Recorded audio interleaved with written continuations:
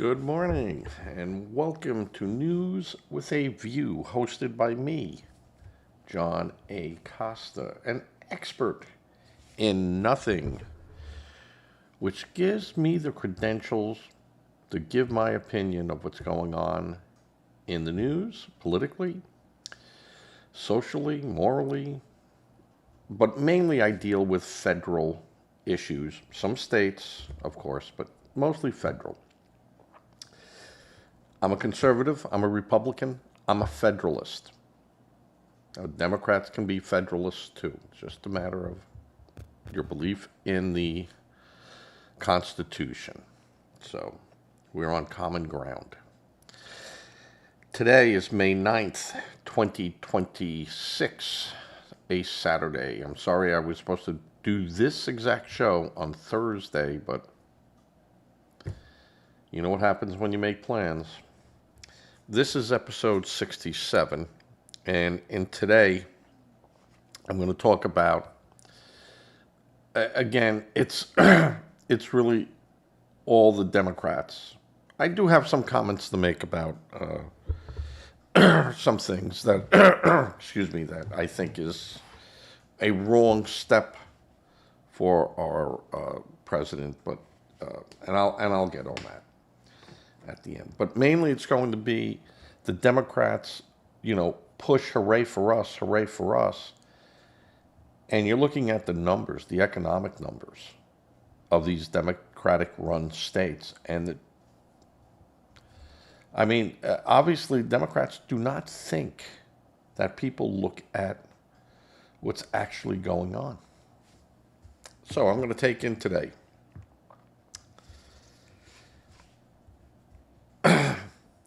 the companies that are moving out of these blue states, and it's not just moving, it's an exodus.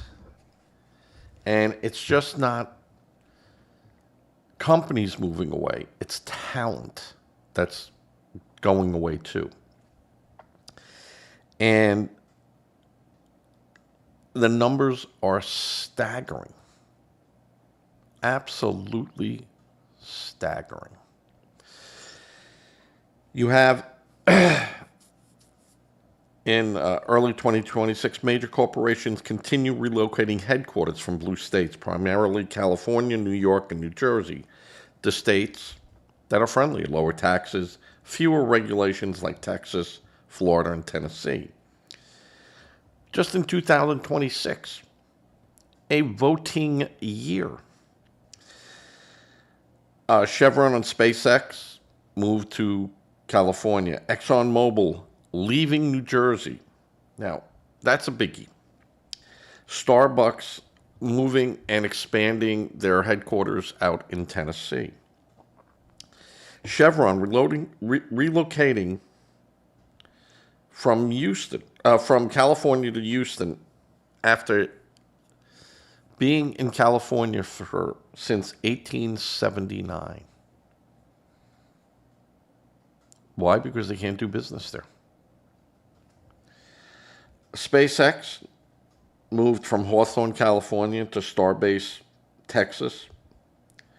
And that was triggered because of the transgender laws that Musk said, I don't want to have a company in that state, and he moved it. And took those people with him. ExxonMobil shifting corporate registration, which is big, from New Jersey to Texas. Anheuser-Busch closing California, Fairfield, and New Hampshire Merrimack facilities and selling its Newark, New Jersey facility in early 2026. Huge. Huge. In-N-Out Burger moving its Eastern offices, expanding operations near Nashville after 77 years in California. Why? Can't do business there. I can't charge people $9 for a burger because I'm paying people, $30 or $40 an hour. That's not what they were set up for. So they can't have a business model like that. Yamaha relocating its U.S. headquarters from California to Georgia. Wells Fargo moving its wealth management headquarters from San Francisco, California, to Palm Beach, Florida. Wells Fargo. Always thought of them on the stagecoaches going out west. Huh? Well, move east, young man, move east. Starbucks developing a significant new corporate office in Nashville, Tennessee, with leadership. Howard Schultz are relocating to Florida.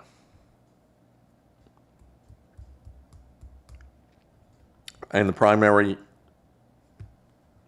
incentive for these companies was the cost and regulations. Companies cited the high cost of living, high taxes, and unfavorable regulations in New York, New Jersey, and California. And we've seen that we're going to sue you, and you can do business here, but now you have to pay $850 million in fines. And then, by the way, now we're going to give you another $850 million in fines. And you know, if you continue doing that, and they just said, here's your $850 million, and, you know, they're fighting it in court, and we're out of here. We're just not going to do this anymore. States like Texas and Florida are ranked higher for businesses, attracting firms with lower taxation and pro-business legal environment. What does that mean? It means that their state is not writing language to trap businesses, to make it unpleasant for businesses to do business in that state. It's that simple. If you have a big company and you're going to, well, I don't want to move from there and over to there just to face the same stuff I face there. You know, so you got to find me a spot where I can land and land safely and softly. So, of course, Democrat officials and policymakers are navigating a complex and often divided reaction to corporations relocating out of blue states like California, New York, and Washington to lower tax and redder states. Responses range from proactive attempts to halt the trend to a more dismissive, progressive attitude that prioritizes social goals over retaining corporations. So, these states have said, no, we don't care about the companies. Our agenda is for the people. And, you know, that's fine. That's noble. And, you know, who can say, hey, that's a terrible thing, right? But part of that is you have to have people that can live and buy in your state, that can afford to pay the taxes. But see, this is the brush of the Democrats. Well, you won't need to do that if you let us run everything. We'll give you housing, we'll give you food, we'll give you some money, and you know, universal income. So you don't have to worry about that. We don't need these big businesses. Well, where are you going to get all this money from? We're going to tax big business. Well, if you don't have to work for your money, and you don't have to save to buy a house, and you don't have to buy food, right? You think, and big business is going to sit there and go, yeah, we'll pay it all? No. I'll just go to a friendlier state. And it will hurt. And we don't want to do this, but this is what we're going to do. And this is what's going on. And you have these states, they're blind to it. Blind to it. Because everyone is eating at the trough for free. And they're going, Here, let me put a little bit more in there for you. But, you know, if you don't elect me, this can of food goes away. And this housing goes away. And everything goes away. So you got to keep me here. And that is the biggest threat to their so-called beautiful democracy. The Democrats losing the control to do that, to herd the people into a corral where they can keep them. So, key perspectives and reactions among Democrats include growing alarm. Hey, you know, these businesses are moving out. You have some Democrats going, hey, whoa, you know, maybe we're going too far, or this is going too far, but it's too late. They created an atmosphere where these companies are going, I just can't stay here. It just can't stay here. So now they're worried about loss of tax revenue. And now these states are exploring ways to make their states more competitive while still funding social programs. They won't get off that. We're going to feed you. We're going to do this. You got to vote for us. And trying to tell companies, we'll work with you, but right now you just got to keep paying this money. We're going to tax you. We're going to fine you. And they go, it's balancing fair share with retention. No, it's not balancing, and it's not fair share. When you take from one person to give to another person who had no right to that, that's not sharing. That's called seizing. And that's what the Democrats want to do. They want to take from you, the business, you, the worker. They want to take what you have and give it to someone else who is not a business and not a worker. And they call that equity, right? Social equity. I call it seizure. They're seizing me, seizing my houses, seizing my money, and giving it away. And that's what we're seeing. And anyone that says anything else to that, they're a liar. Because that's exactly what their plan is. Look at Mondami. Look at Bernie Sanders. Look at AOC. And anyone who says that that is not the agenda, I mean, you're an outright liar. And you have the progressives going good riddance. And if companies want to leave because of higher taxes and tighter regulations that are not aligned to our goals, progressive goals, see you. We're defiant. So many Democrats are now in open conflict with one another over these things. And you have Democrats pushing harder for a wealth tax. Well, that's what the tax code is. You already slide up the scale. And, they go, yeah, but those guys, they get all these deductions and everything. Yeah, because that's part of the tax code. Well, this was done by, Republicans. No, it wasn't. No, it wasn't. These laws have been on the books during Democrats, during Republicans, during bipartisan.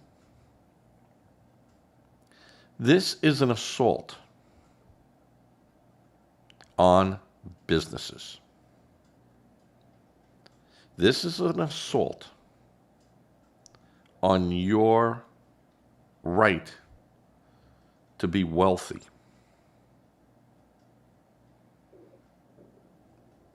And that's all it is, folks. And, the Democrats have lost their idea of long-term sustainability. Well, you're not going to, you're not going to last. And unless you keep businesses in your state where people are happy and working and the state's making money and everyone's happy, you're going to have other companies that are starting up going, well, I know that company leaving that state left a vacuum. And my company is smaller and more agile, and I can go over there. I can capture some of that. And then they start looking and they go, I'll get it going, and after 5 years, these people are there, and they'll just start eating away at me, and everything I've worked for will be gone. So they don't go there.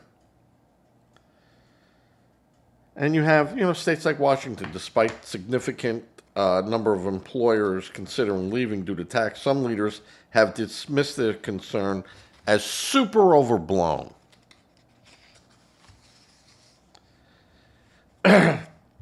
Now, New York Governor Kathy Hochul, moron, has expressed concern over the loss of patriotic millionaires and called for them to stay and fund social programs.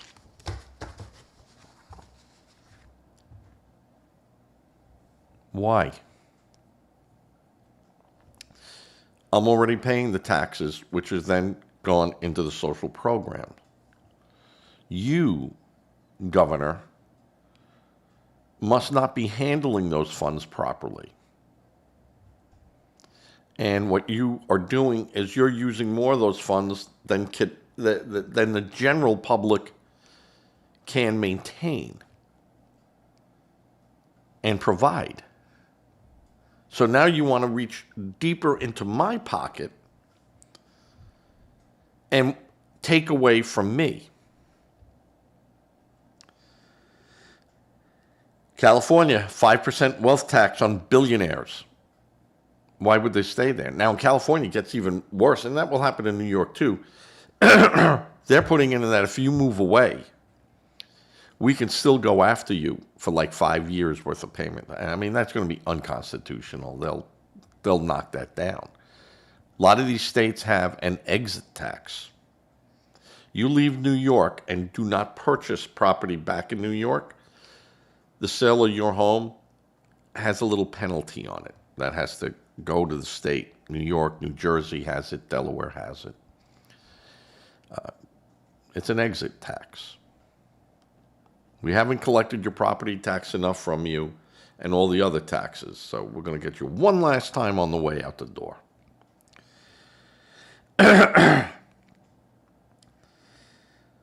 So, excuse me, you have a Democratic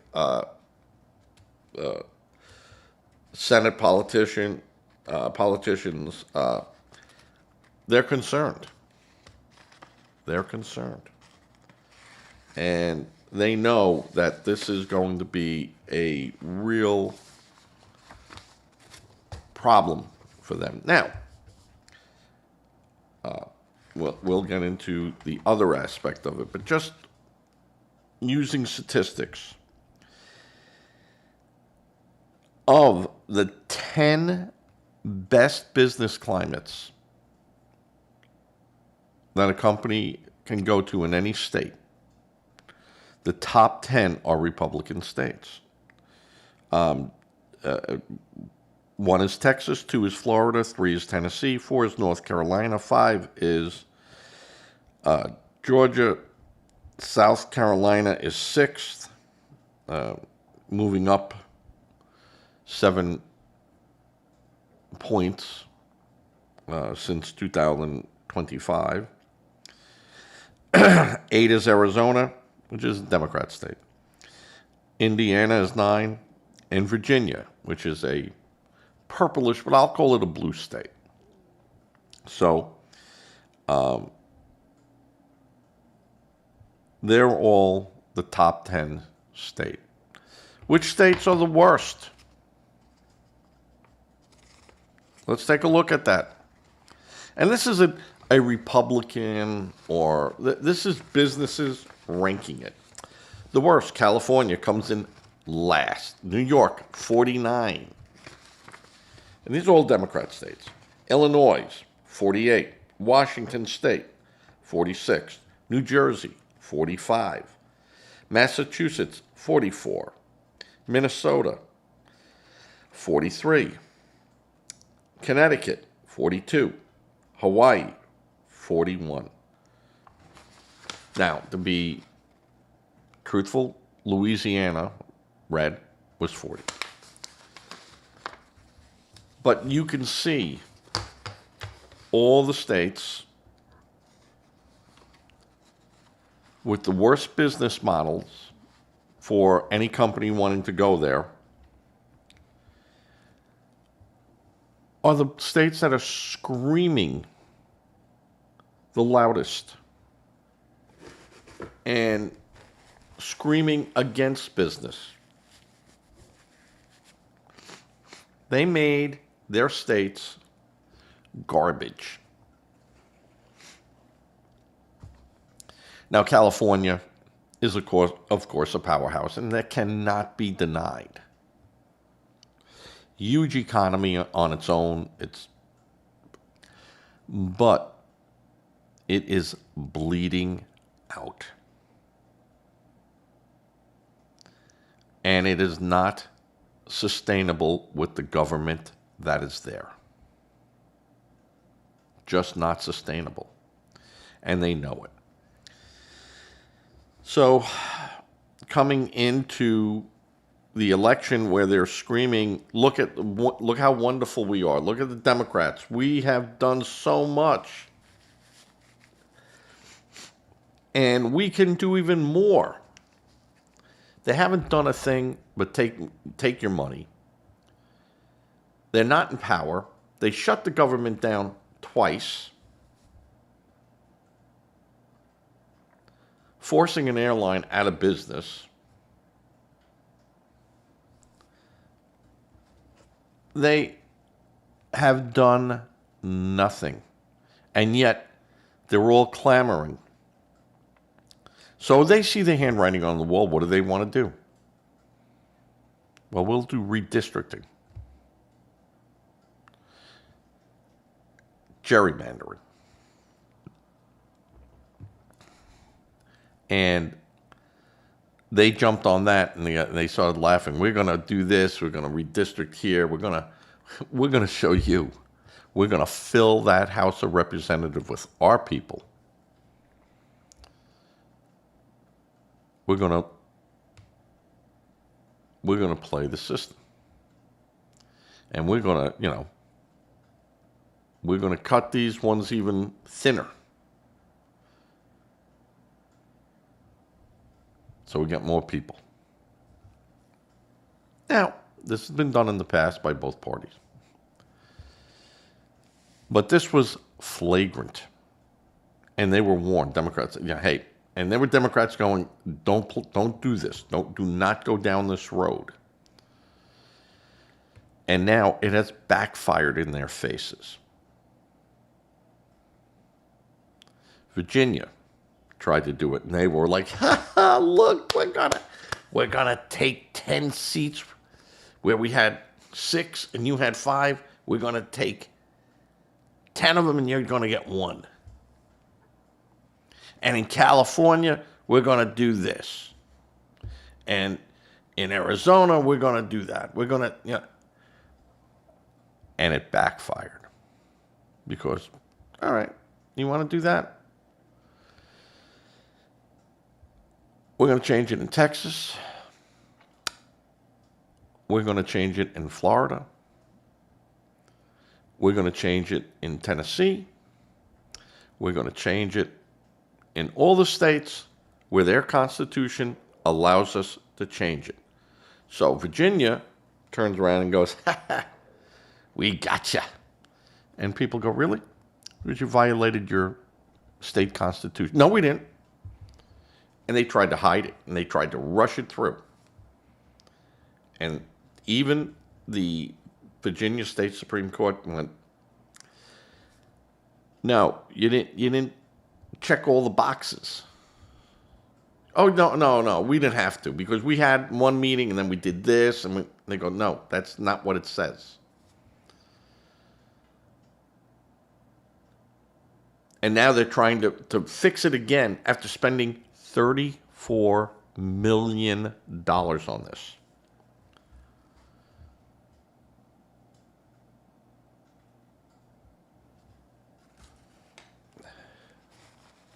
Where was Raskin with all this stuff?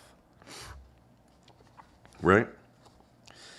So you have a lot of Democrats that are in vulnerable positions. In Georgia, Ossoff, and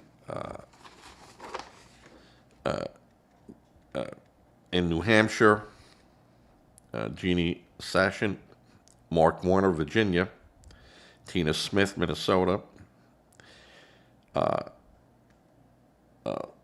Luan and Ben Luan in New Mexico, Cory Booker, New Jersey, and they're considered targets because they're in some of these states with a lot of these things are. And you have a lot of Democrats in big trouble that will lose just on their state being in total chaos. Now, you have Republican Susan Collins in Maine. She could be a senator that's in trouble. John Cornyn, Texas. But these are people that are just facing Bill Cassidy, Louisiana. Dan Sullivan, Arkansas. Now, the one with Bill Cassidy views as vulnerable to the primary challenge due to his vote to impeach Trump in 2021. So he will just be replaced by another Republican. So, and then in Ohio, John Husted, who is appointed to fill the vacancy left by J.D. Vance. He must run in 2026 in a special election, but that's going to go red. So you see this, and you go, they're in good shape. And tomorrow I'll go through some other vulnerabilities. I'm not going to do it today because I'm trying to keep the show under 30 minutes. But the real thing here is the redistricting, a huge loss for Virginia under Spanberger, governor, who pushed this and said, I can get this passed. Sure, if you lie and cheat, but you got caught, as we knew you would. And now it's more of a failure. It is a failure. And you have some Democratic, progressive, same thing. Social media people going out, this is going to cause an insurrection, a violent insurrection, because this was an assault against democracy by, Virginia, the court striking it down. And the people fail to realize, these progressives and a lot of Democrats, this is theoretical democracy. And they go, no, the people voted for it. That's what the people wanted. That's what must happen. And when I said democracy is a mob rule, there is my proof. That type of thinking. We got the people together in a crowd, and that's what we asked for the vote, and we got it. And that's not what their Constitution says. That this has to go out for 3 months, and you got to hold meetings and all around. Because we are a republic, not a democracy. They would love a democracy because then it's their mob that would rule.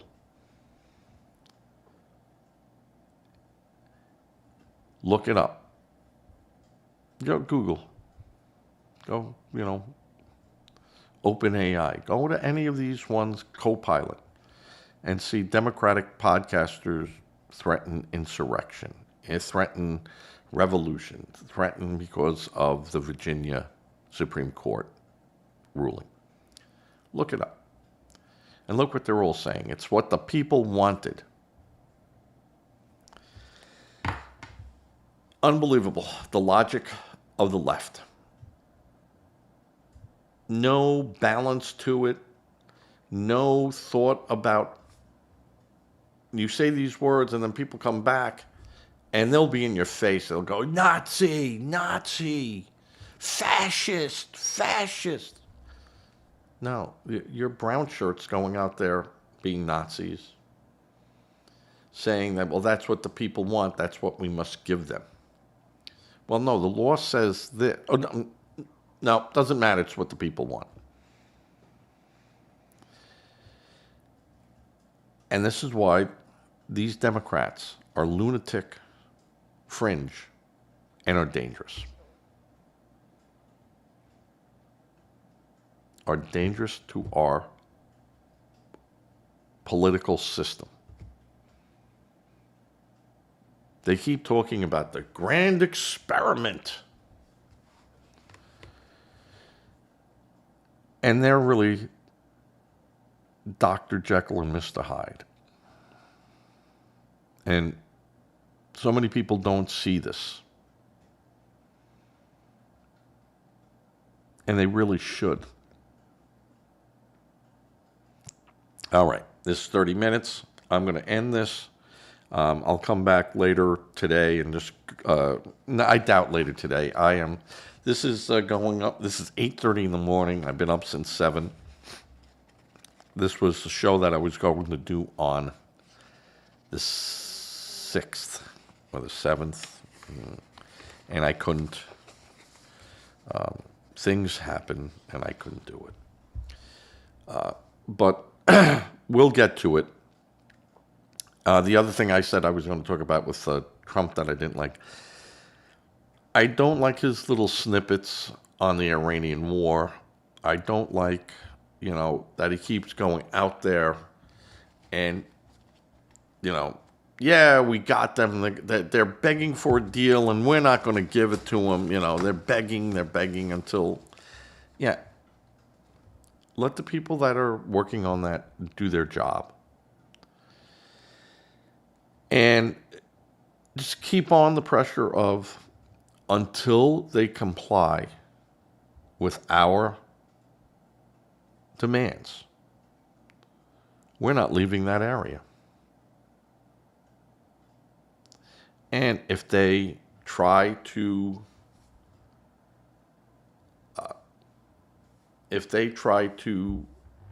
shake our willpower,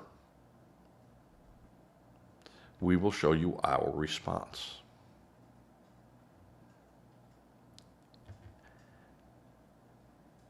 I have people there working on it. The Iranians are working on it. The Iranians want a deal. We need guarantees. And I would leave it like that. Some of his rhetoric, it does not help the situation. I know he likes that. I know he works the best when chaos is going on. He's one of these people that chaos creates opportunity. And I get that. That's fine. But sometimes you just got to go, yeah, let's not do it this way. Let's not do it this way. I think I'm going to take my wider shot here. Let's see if I can take my wider shot here and There we go. And this should not be the day for him to be doing this. But I get it. I get what he does, and I don't have to agree with what he does, but it does have traction. He does get some traction out of it.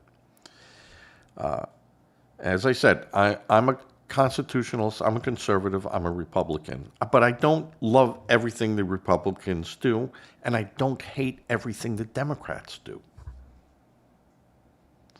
Though the Democrats are making it hard. Making it hard. They are leaderless. They're a rudderless ship. Yes, they're a ship, and they're floating, and but they're gonna end up on the rocks because there's no leadership. Jeffries is a joke, an absolute laughing stock for a speaker. And I mean, just no common sense with the guy, and no point of reality. And Schumer is just stumbling, and he's just trying. He's not up. He's not going to lose anything, but he knows that as far as a tool in the bag. He's rusty and old, and yeah, you might be able to use it a little bit, but there's better tools. And he's in a lot of trouble. He's in a lot of trouble. And he was always the guy to go to in the Senate to get a deal done. If something was hanging and it was going back and forth, you'd get him involved, and he could walk down that aisle and talk to people and sensibly do things. Not anymore. Not anymore. So, all right, everyone. Please give to a charity if you can. If you can't, I understand that. Please give to a food bank. They always need money. They always need food, and it helps locally. Say a prayer. Prayer does work, no matter what a Democrat tells you. If you made it this far, thank you. Like, comment, subscribe. I need more subscribers. That helps the algorithm. And again, you don't have to agree with me, but that's fine too. All right, everyone, be safe. And I might get back tomorrow. I might get back later tonight with something. Not sure yet. But this should be good enough for everyone. And I appreciate those that have looked and those that have stayed with me. All right, everyone, be safe, be well, as I fade to black.